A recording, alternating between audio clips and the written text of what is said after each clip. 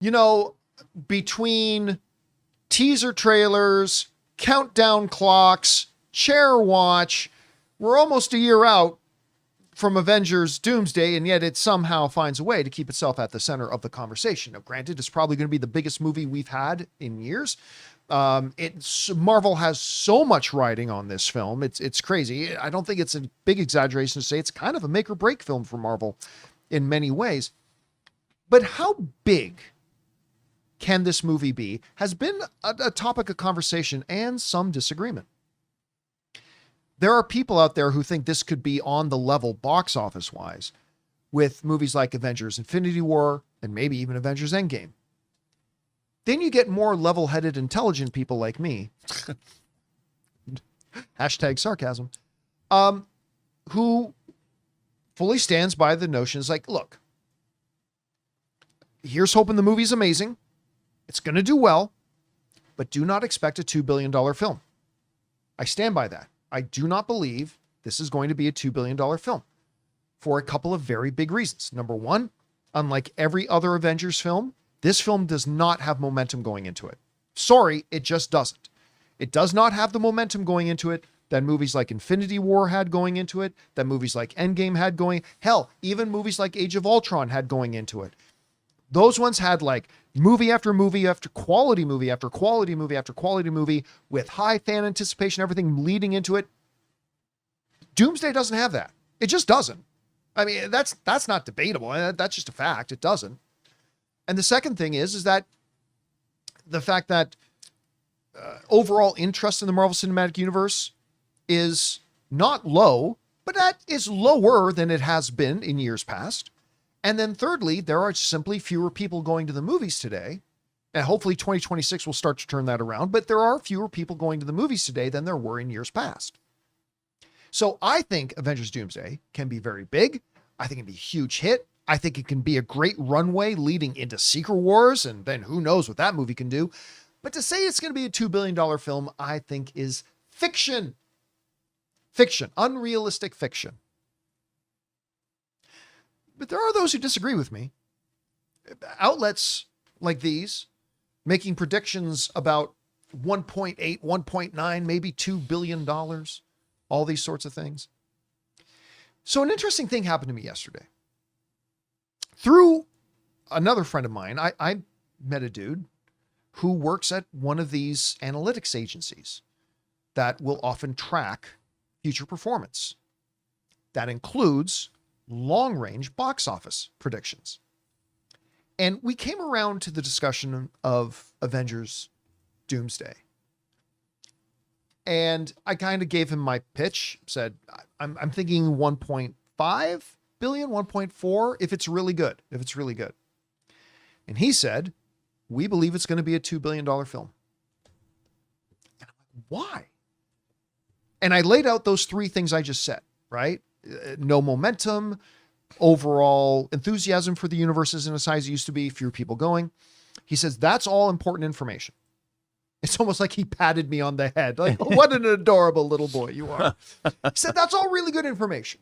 He said, but when we do our standard tracking of things like media mentions, social media engagement, and awareness, he said, forget the fact that it's an MCU film. Just the pure numbers we're seeing on media coverage, social media engagement, and overall awareness nearly a year out, because we know we have projections, we have algorithms, we know these things will rise on a curve as we get closer and closer. He goes, even removing the fact that this is an MCU film, our numbers tell us that this is going to be a $2 billion film. He said, no, a lot can happen in a year that might spike our estimates or maybe lower them. But he just says, as of right now, we're looking at numbers that a year out are almost unprecedented, he said. And now look, you know I don't agree. But I like bringing information, even if it contradicts what my personal perspective is or what my predictions are. And so I thought this is really interesting stuff. I'm going to bring it to the show tomorrow. And I thought I'd throw that out here. So Rob, we've got people like me who are saying, hey, Doomsday is going to be awesome. I cannot wait. And it's going to be really big, but slow your roll on the $2 billion talk. But then you got some people, like guys I'm meeting, who really know what they're talking about. Me, I'm one of them. And Rob being one of them, who are saying, actually, we're looking at data that is suggesting this will indeed be a $2 billion film. We've got a long way to go between now and December. We got a long journey ahead of us. Guys, we want to take a second to thank a sponsor of today's video, BetterHelp. You know, the new year doesn't require a new you, maybe just a less burdened you. Most of us carry around things like pressure, self-doubt, or that feeling that we always have to be perfect, and learning to let some of that go can make a huge difference in our lives. Therapy can help you better understand what's weighing you down by giving you an unbiased perspective on your relationships, motivations, and emotions. That's where BetterHelp comes in. See, BetterHelp connects you with quality therapists who are fully licensed in the US and follow a strict professional code of conduct. They also do the matching work for you. You fill out a short questionnaire, and with over 12 years of experience and industry-leading match rates, they usually get it right the first time. And if you ever want to switch therapists, you can do that easily from their tailored recommendations. BetterHelp is also one of the world's largest online therapy platforms, plus an average 4.9 out of 5 rating from over 1.7 million live session reviews. BetterHelp makes it easy to match online with a qualified therapist. Sign up and get 10% off at betterhelp.com/Campea. That's BetterHelp.com/Campea. But Rob, where are you right now? And what do you think about the information and the stuff that I'm being told by this guy and what some other LS prediction? Where do you see this thing coming in? Well, first of all, the analytics and everything he brought up is a really salient point that I don't think anybody should forget. And Marvel knows this. And even the Russo brothers, by the way, did you see yesterday that they now have a 24-hour, 7 days a week? Yeah, the countdown. Doomsday We talked about it countdown on the clock? show You talked about yesterday. Yeah. Okay, I'm the idiot. And by the way, when we were doing the show and talking about that, there were 3,000 people in the live stream watching a ticking clock. You thought Chair Watch was... You thought the Chair Watch was long. You want to sit around and wait? Okay. 11 months. You don't leave YouTube. Okay, guilty as charged. I must have watched that. I just had it on ticking. I was doing something else. Listen to that ticking for 90 minutes. I swear to Christ, I was doing that. I'm like, but here's the thing from my perspective. I can only go by, I sort of have, let's call it a holistic understanding of what this movie is going to be. If you were to ask me, if you were to come up to me and you were to say, Rob, what would you want this? Or here's what this movie, everything I know about this movie, every single choice that I know about is shoving mountains of cocaine into my imagination. It is literally the most enticing, delicious version of whatever this is going to be that I could possibly imagine. Does that mean they're going to F it up? I don't think so. I just know that I remember when, in the mid-'80s, when Crisis on Infinite Earths was coming out. And I was a huge George Perez and Marv Wolfman Teen Titans fan. I was totally all about Marv Wolfman and George Perez. And then they gave Marv Wolfman and George Perez the most gigantic miniseries in the history of DC, where what was the job of that miniseries? They were going to take the DC multiverse and destroy it and put it into one universe. And I'm like, this is going to be the most gigantic thing. One of the hottest girls I ever dated, John, when Crisis on Infinite Earths issue number 7 came out, I went to the comic book store before I went to her house. And I got to her house and I said, Kelly, I need a half an hour. I need to go into your bedroom and I just need to read this comic.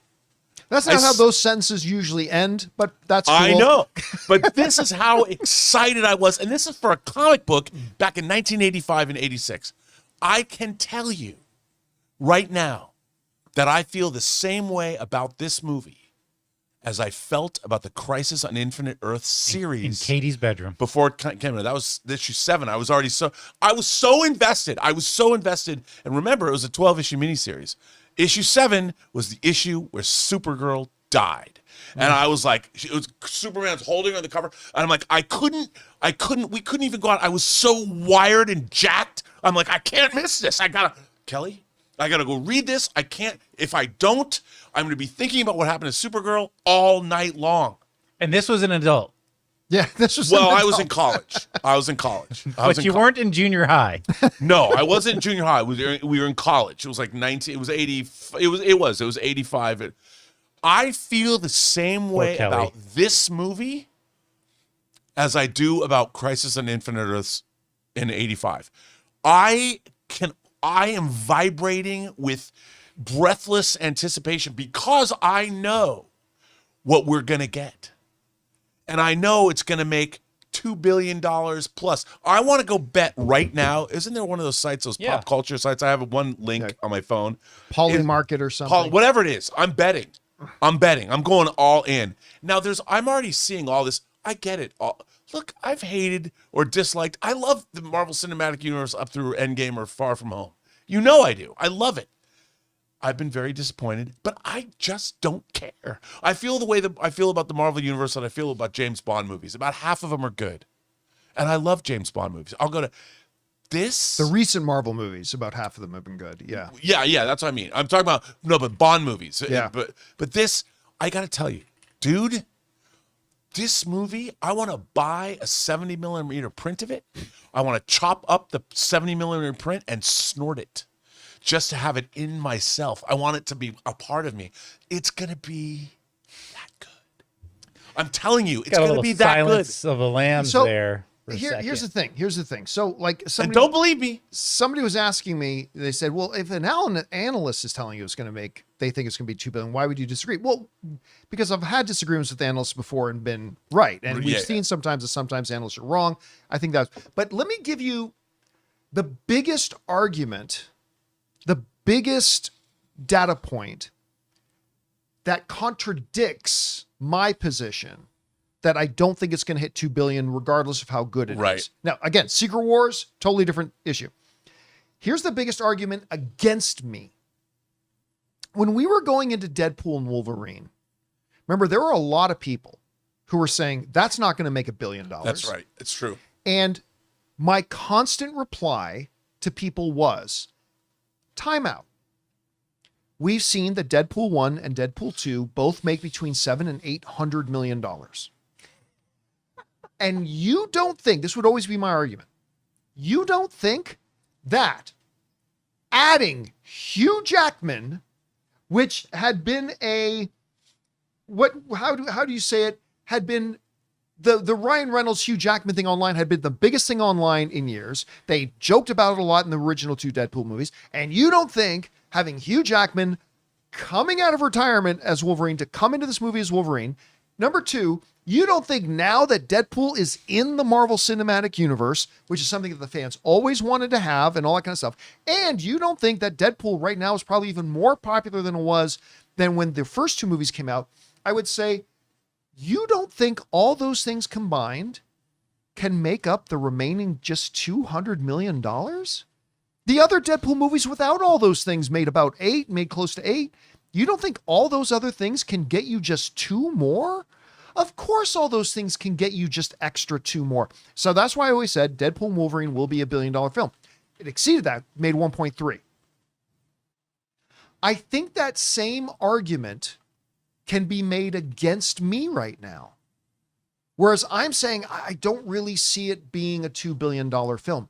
I think you could rightfully come to me and make a solid argument that, hey, John, Deadpool and Wolverine made $1.3 billion. You don't think another Marvel movie called Avengers with Robert Downey Jr. returning, with Chris Evans returning, with the Russo brothers returning, with one of the most popular, if not the most popular comic villain of all time in Doctor Doom returning. You don't think that can make up the extra $700 million between the $1.3 billion that Deadpool and Wolverine made and the $2 billion mark for Doomsday? And I would have to say that would be a very valid argument. I think that's one of the strongest arguments against my position that I don't think it's going to make 2. I don't know, Rob. What do you think about that? Well, I think it's a very salient argument as well. Using the word salient. Oh, and times. The X-Men, and adding the X-Men into it, by the way. Yeah. And I will say this. What's really interesting is people have pointed out, and even the Russo brothers said, and I saw interesting, Colton our friend was Yep. doing an analysis of the different meanings and things that were going on in the trailers, and talking about like the Steve Rogers trailer represented hope or whatever, and the Chris the Hemsworth trailer, Thor, represented you're praying, and then the X-Men trailer is how you face death, and then Shuri talks about it's up to a king to prepare their people for the afterlife. And I'm like, if you look at these messages, like, oh, we have new life. It's all about a life. You go from being born to praying to the end of your life to the afterlife. What they basically told you in these 4 things, if you look at it that way, is that you meaning the viewers, you fans, you're in for something that is going to take you into your entire life is going to flash before your eyes, and then you're going to go into the afterlife and be prepared. I mean, I think what they're telling, knowing, I mean, I think when the first trailer for this drops, if it's a 2-minute trailer, we've already got, Which I still think is going to be at the Super Bowl. right. They've already got the backstory. So all they need to do is give you a real trailer. They've already given you these snippets, so they don't even have to deal with that thing. I think when people see the first trailer for this, they're going to lose their effing minds. Especially okay, and listen, let's revisit this particular conversation after the first real trailer drops, because it could change momentum. By the way, I mentioned this once before, I'll say it again. I'm making up all these things that will add on to the box office from Deadpool and Wolverine. I've said this before. There's about 12, 13, 14 different elements, things, characters, story points that over the past year or two, I have said, as a fan speculating, there's no way that is going to be in Doomsday. Whether it's a plot point, a thing, a MacGuffin, a character, whatever. I was right about several of those.